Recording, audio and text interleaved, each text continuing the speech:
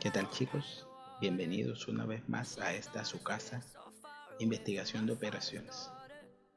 En esta ocasión trataremos los modelos de asignación alrededor de la heurística que los desarrolla, denominada método húngaro. Bienvenidos. Los modelos de asignación se dicen que son una continuación del problema de aplicación de programación lineal conocido como modelo de transporte. Esta asociación radica en que tanto en el uno como en el otro hay una oferta y una demanda de recursos. En esta ocasión, en el modelo de asignación, ese requerimiento es básicamente de personal, por lo que tiene una salvedad o una aclaración. La asignación debe ser 1 a 1. ¿Cómo así de 1 a 1? Este tipo de algoritmo trabaja con un recurso que debe ser único y solicitado también para un único puesto o lugar de trabajo.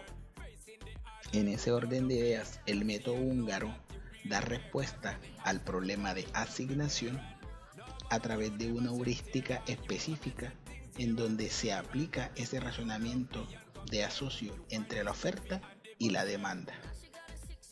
Pero bien, para entrar un poco más en materia y conocer un poco sobre los orígenes de este método y su algoritmo de solución, hagamos un pequeño recorrido a través de la historia. Los orígenes del problema de asignación datan alrededor del siglo XVIII, cuando alrededor de 1781 un monje formuló un problema cuando intentaba dar respuesta al transporte de la masa continua en un problema de asignación que tratara de minimizar el transporte de las moléculas. La estructura combinatoria del problema fue investigada a principios del siglo XX basándose en esas anotaciones anteriores por los señores Miller, Koenig y Frobenius, mientras que el primer algoritmo de enumeración implícita que hace relación a una variable de tipo exponencial fue propuesto en los años 40 por Etterfield. El problema fue formulado en un contexto moderno ya en los años 50 y curiosamente no por un matemático sino por un psicólogo. Tordicke, en 1950, presidente de la División de Evaluación y Medición de la Asociación Americana de Psicología, definió el problema de asignación de la misma forma que un profesor lo haría en nuestros días. ¿De qué forma? Tordicke dijo, sea un conjunto de n tareas y un conjunto de n trabajadores a los cuales debemos asignarle uno al otro, de tal forma que el beneficio fuera máximo o los costos fueran mínimos. El nombre de este problema planteado, sin embargo, no fue inventado por Tordicke, sino por otro par de caballeros avesados en este tema de apellido Botak y Orden alrededor de 1952, en un documento titulado El problema de asignación de personal. El señor Tordicke explicó que presentó el problema a un matemático, quien fácilmente observó y determinó que hay un número finito de permutaciones, el equivalente a las distintas posibilidades de asocio entre esos recursos a esos destinos, y entonces determinó que desde ese punto de vista la solución matemática no tendría ningún problema, solo que habría que probar entre todas esas posibilidades y al final elegir la mejor. Pues bien, el matemático concluyó ahí en ese estudio, pero mucho más allá de eso, el señor Tordicke, considerando, realizó unas conjeturas en las que dijo que si solo tuviéramos en cuenta una situación de 10 vacantes, alrededor de 10 puestos de trabajo, se generarían alrededor de 3.5 millones de permutaciones. Probar todas esas permutaciones y elegir la mejor sería una solución lógica, pero no sería del todo práctica. Entonces, en ese orden de ideas es divertido que un psicólogo en los años 50 comprendiera mejor la complejidad de este problema matemático, que unos 15 años posteriormente sí lo haría un matemático, el señor Edmonds, en el año 1965. Después de esto, el primer algoritmo moderno que se tiene de un tiempo polinomial y que de alguna manera exprese la matemática de lo que quería decir el problema, fue realizado y desarrollado por Harold Kuhn hace aproximadamente unos 50 años y fue bautizado en su momento como el método húngaro, para destacar el resultado y la deriva de esos resultados debido a los estudios anteriores de dos señores húngaros, Konig y Everbary, en donde se obtuvieron los primeros resultados alrededor de los primeros años del siglo XX. Conocidos entonces estos orígenes, daremos inicio a los resultados de lo que hoy conocemos como el método húngaro. En ese orden de ideas, es pertinente, luego de conocer su historia y conocer someramente de qué trata, hacia dónde nos dirigimos. ¿Cuál será el objetivo de este nuevo algoritmo? Eso nos lleva al pensamiento de un gran concepto. Seguimos en un proceso de optimización de recursos. En este caso, lo que tienen que ver con las personas o lo que conocemos como el recurso humano. Inmediatamente nos lleva a pensar que si es un proceso de asociación de personal, estaríamos inmersos en un algoritmo de minimización de costos. Entonces, claramente tendríamos la potestad de pensar que al desarrollar y aplicar este procedimiento, estaríamos quizá dejando de lado las otras alternativas, como por ejemplo los ejercicios de maximización. Pero antes de llegar a esa conclusión, miremos un poco más a fondo a qué nos podríamos enfrentar. Y desde ese punto de vista, entendemos que el modelo de asignación, aunque por el algoritmo del método húngaro solo se podrían realizar problemas de minimización, el modelo genérico de asignación también trabaja los esquemas de maximización e incluso algunos desbalanceados. Más adelante ahondaremos en qué es eso de desbalanceados. Pero para que no quedemos con la duda o en la intriga, podemos ir diciendo que los procesos de maximización o de minimización, en donde se quiere asignar recursos, lo que se delimita desde un principio es que la cantidad de ofertantes coincidan con la cantidad de oferentes, es decir, los puestos de trabajo a donde los trabajadores van a ir deben ser estipulados en la misma proporción y cantidad. En ese orden de ideas, pues sería bueno saber cuál es la mejor asignación que reduzca los costos, si vamos a empezar teniendo en cuenta el modelo más básico. Pero como es lógico, todo este proceso es más beneficioso para todos si lo contextualizamos con una situación problemática. Veamos entonces aquí nuestro primer ejemplo. Supongamos que una empresa contrata a 5 personas para cubrir los siguientes puestos: supervisor de acabado, supervisor de empaque, supervisor de producción, supervisor de pintura y supervisor de almacenes de materia prima. Como lo dice el enunciado, a cada uno se aplica un examen de aptitudes para determinar sus habilidades, y como resultado de esos exámenes se ha asociado un costo de emplear o llevar cada uno de los posibles individuos a los puestos pues, a los que se hace referencia. Esos costos calculados están dispuestos ya en esta tabla. ¿Qué podemos ver en esta tabla? Que existe una relación entre el trabajador 1 y los distintos puestos de trabajo. Llevar ese trabajador a los distintos puestos de trabajo implica que se le deba capacitar para que pueda ejecutar de la mejor manera, en el caso de este ejemplo, las condiciones para las cuales va a ser contratada. Y eso implica unos costos, que es lo que estamos viendo aquí. Y asimismo se puede hacer con los otros 5 trabajadores. ¿Qué es lo que se busca entonces? Darle solución y respuesta a un problema de programación lineal. Que si planteamos el problema de programación lineal con su función objetivo, sus variables y restricciones, pues bien podríamos darle respuesta de acuerdo a los algoritmos matemáticos que ya conocemos hasta este momento. ¿Eso qué quiere decir? Que si yo tengo un asocio de oferentes y ofertantes, es claro indicar que van a haber unas posibilidades claras en que un trabajador pueda ir a un determinado destino.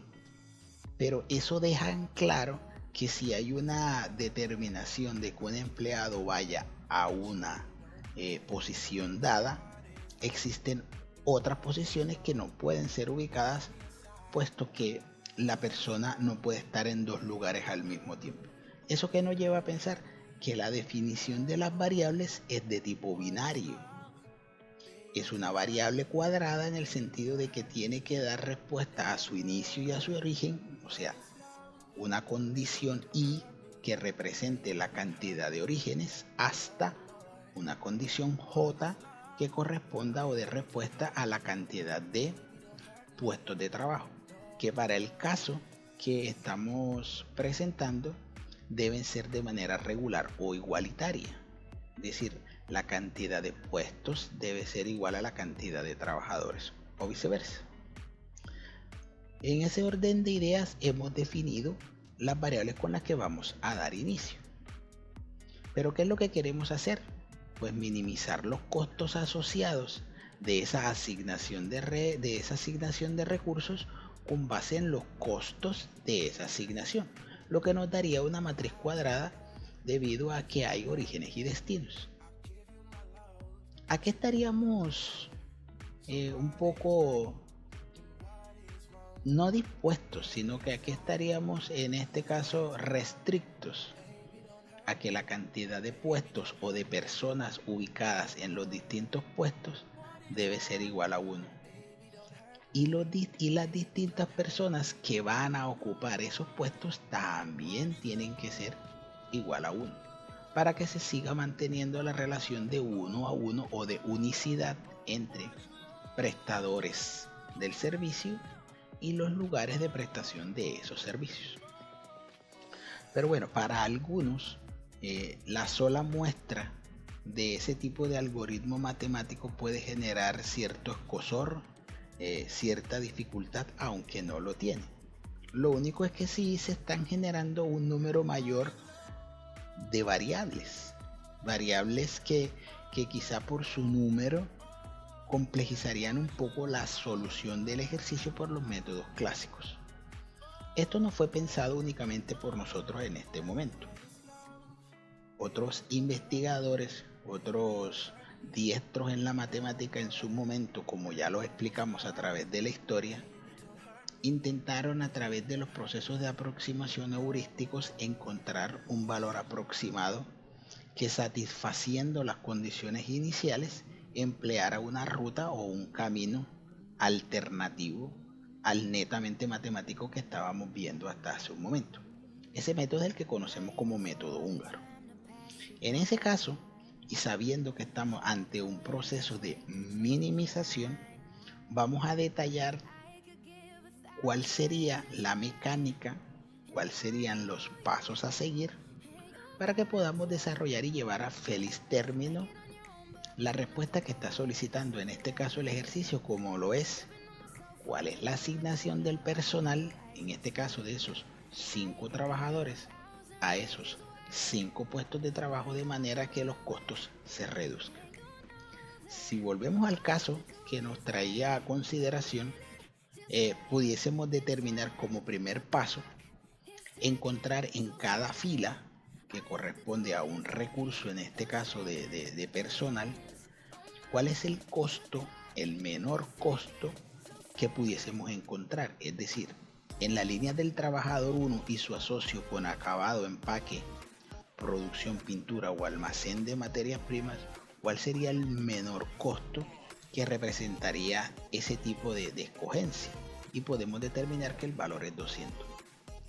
Si seguimos haciendo o repetimos el proceso para los trabajadores 2, 3, 4 y 5, casualmente dieron en la misma sección condiciones del ejercicio. No quiere decir esto que sea fácil de repetirse esta condición.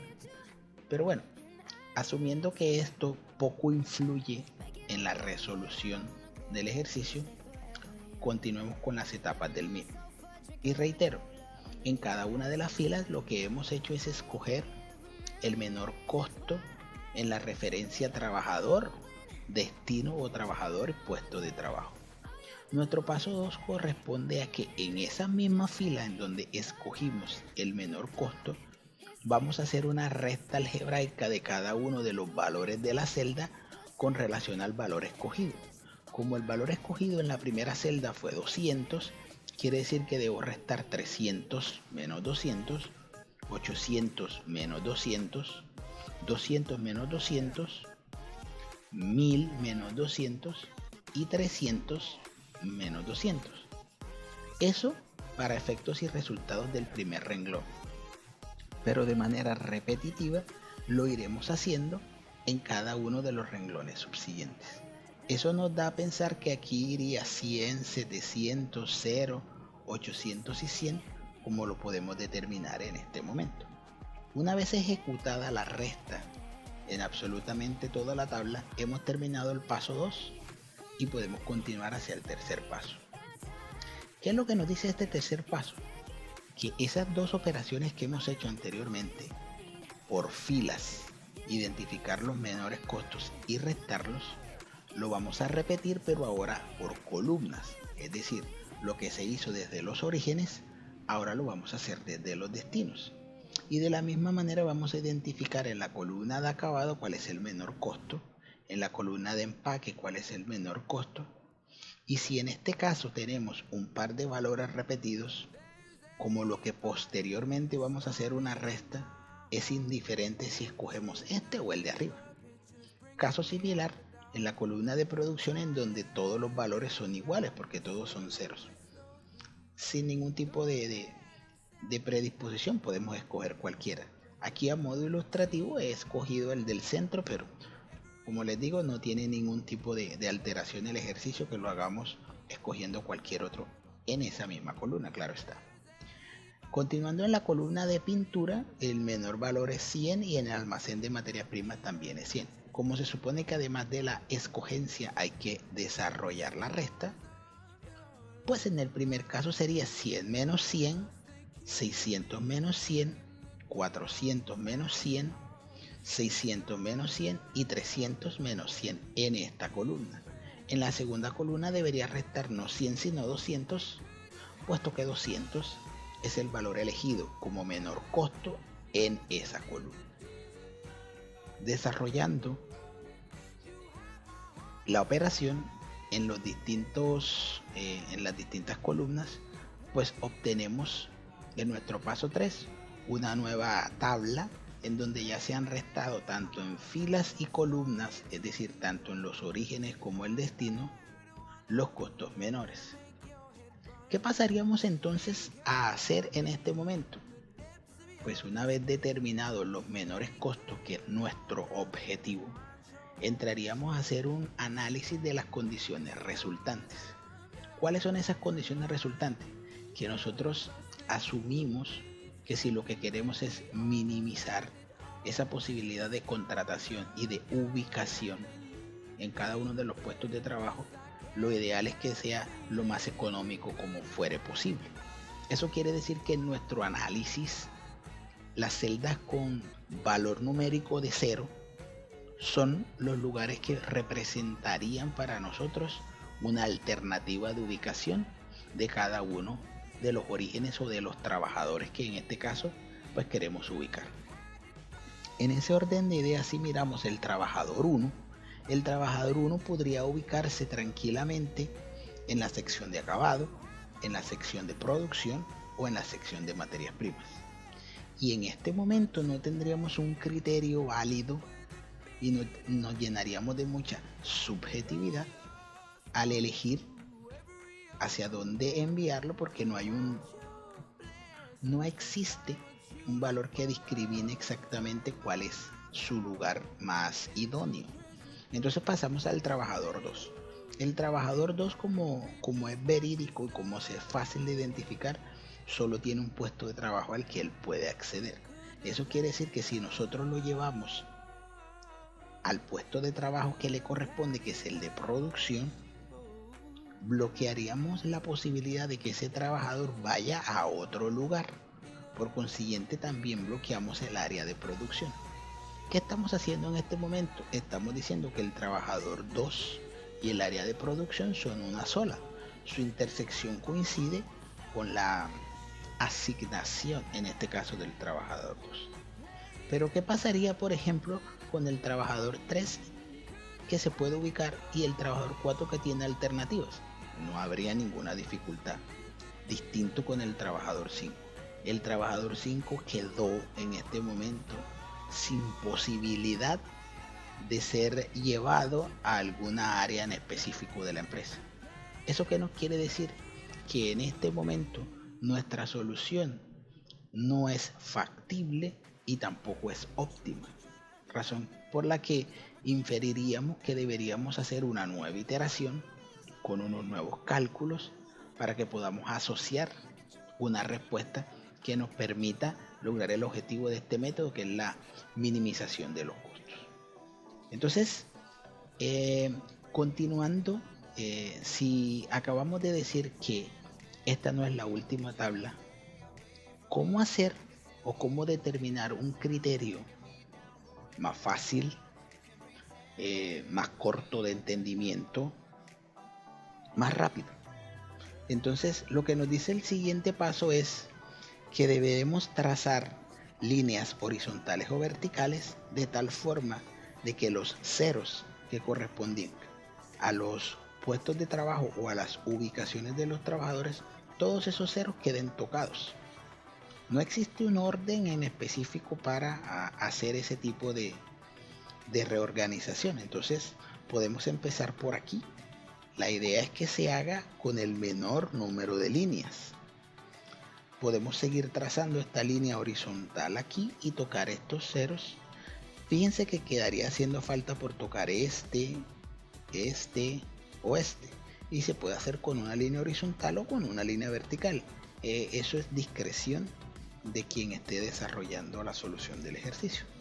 Aquí vamos a hacer una línea horizontal y nos quedaría haciendo falta solo un cero más, en el cual podemos hacer una línea horizontal o vertical. La idea es que tengamos en cuenta que al terminar hayamos utilizado la menor cantidad de líneas. Cuando hemos delimitado esto, cuando hemos terminado de hacer las líneas, nos hacemos una pregunta. Si el número de líneas trazadas es menor que el número de puestos a asignar o el número de trabajadores a asignar, se debe continuar, que era el análisis que habíamos hecho antes. En conclusión, no es necesario hacer un análisis caucioso de quién va a un puesto de trabajo o a otro. Eso lo hacemos una vez este desarrollo de las líneas nos otorgue ese poder. En conclusión, nuestro paso 4 básicamente es trazar las líneas hasta obtener una cantidad que equivalga al número, como le había dicho, de orígenes o destinos. Como en este caso no se cumple, quiere decir que debo continuar y hacer una nueva tabla. ¿Qué hay que tener en cuenta para el desarrollo de la siguiente tabla? Que como lo pudimos ver anteriormente, al trazar las líneas nos han quedado celdas sin tocar, como en este caso. Nos han quedado celdas tocadas por una sola línea, como en este caso. Y nos han quedado celdas, por ejemplo, como este par que está aquí, que han sido tocadas dos veces, por una línea horizontal y por una línea vertical. Esa condición es la que se nos explica aquí. Las celdas tocadas con una vez, las celdas tocadas con un toque y las celdas tocadas con dos toques, 0, 1 y 2 toques.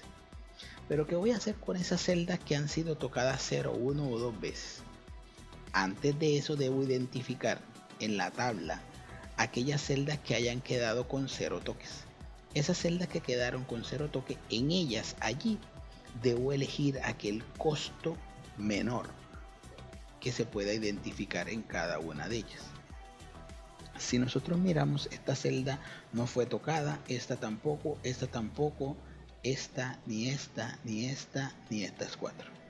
En ellas voy a escoger la celda que tenga el menor costo. Puede ser este 200 porque ya he identificado que el menor costo es 200, pero puede ser también este 200 o puede ser este 200. La posición del valor es irrelevante. Lo que necesitamos, como es reducir los costos, lo importante, lo realmente importante aquí es el valor. 200 es el código numérico con el que voy a trabajar. Y según dice el ejercicio, este 200 lo voy a sumar, a restar o a dejar igual con relación a las otras celdas. Por ejemplo, las celdas que no tienen ningún toque, a esas celdas, al valor que esté ahí, se le va a restar el valor que he elegido, el valor de X que he elegido como menor costo, que en este caso es 200. Entonces, por ejemplo, en este 500 que no tiene ningún toque, se haría una resta entre 500 menos 200. Entonces aquí lo voy dejando en un ladito para que en la construcción de la nueva tabla me oriente. En esta celda, por ejemplo, en donde hay un solo toque, ¿qué le pasa a las celdas con un solo toque? A las celdas con un solo toque se dejan igual. Eso me lleva a pensar que aquí este 0 va a seguir siendo 0. ¿Y qué le pasa a las celdas que tienen dos toques? A esas celdas que tienen dos toques, como por ejemplo esta o esta, lo que se va a hacer es que al valor correspondiente allí se le va a sumar el valor que habíamos elegido como parámetro de referencia.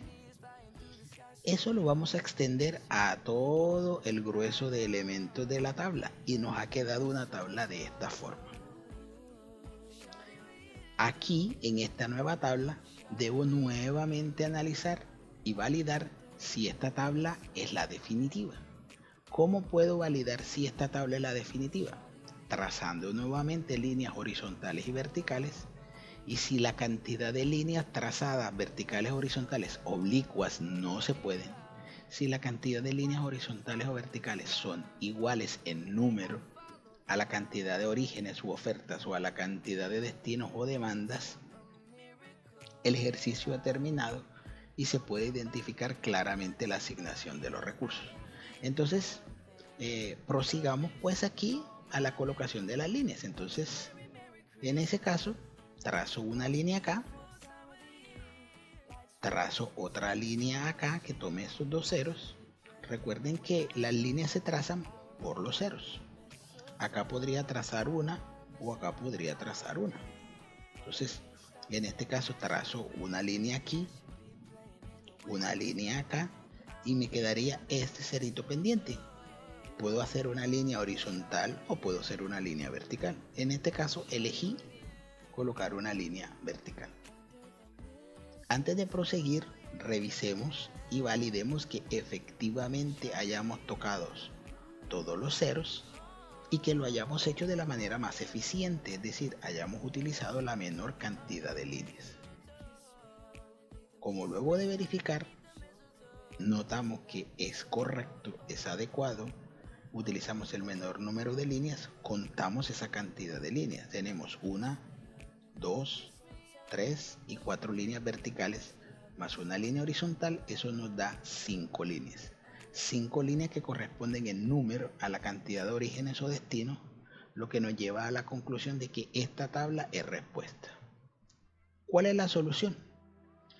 Si estos son los ceros que según se nos había dicho corresponden a los lugares posibles de envío o de asignación de cada uno de estos trabajadores, entremos a hacer un pequeño, rápido y último análisis antes de terminar. El trabajador 1 puede ir tranquilamente al proceso de acabado o al proceso de almacenamiento. Puede ser supervisor de acabado o supervisor de almacenamiento y materias primas. Pero no existe un criterio que me diga si va al uno o al otro. Entonces voy a empezar por aquellos puntos, por ejemplo, como el trabajador 2, que sí está estrictamente ligado a un lugar en específico, quiere decir al de producción. Pero producción también podía haber recibido al trabajador 3 o podía haber recibido al trabajador 5. Como el trabajador 2 únicamente tiene como alternativa el área de producción, quiere decir que debo bloquear las opciones para el trabajador 3 y debo bloquear las opciones para el trabajador 5. Quiere decir que si el trabajador 2 es asignado a producción, nadie más, o sea, en este caso estos dos trabajadores, tienen negado ir hasta allá. De esa misma forma voy a continuar el análisis con los otros casos. El trabajador 3 podría ir ya no a producción porque este está vetado, fíjese, está vetado, pero podría ir a empaque o podría ir a almacén de materias primas. Entonces lo dejamos quietico por el momento y nos vamos con el trabajador 4. El trabajador 4 solo tiene una asignación, solo puede ir a pintura. Si el trabajador 4 va a pintura porque es su única alternativa, el trabajador 5, que también podía ir a trabajar a pintura, ha quedado excluido porque ya quedó asignado el trabajador 4 a esa área. Si la pintura ha sido excluida del trabajador 5, quiere decir que el trabajador 5 únicamente queda habilitado para ir a acabado. Y acabado es la alternativa para el trabajador 5. Pero acabado también lo tiene el trabajador 1. Así que al asignar acabado al trabajador 5, el trabajador 1 no puede ir a acabado. Si el trabajador 1 no puede ir a acabado, hemos determinado que de sus dos opciones, el trabajador 1 puede ir a o debe ir al almacén de materias primas. Si el trabajador 1 está obligado a ir al almacén de materias primas, el trabajador 3 no puede ir al almacén de materias primas y únicamente queda para que pueda ir a empaque.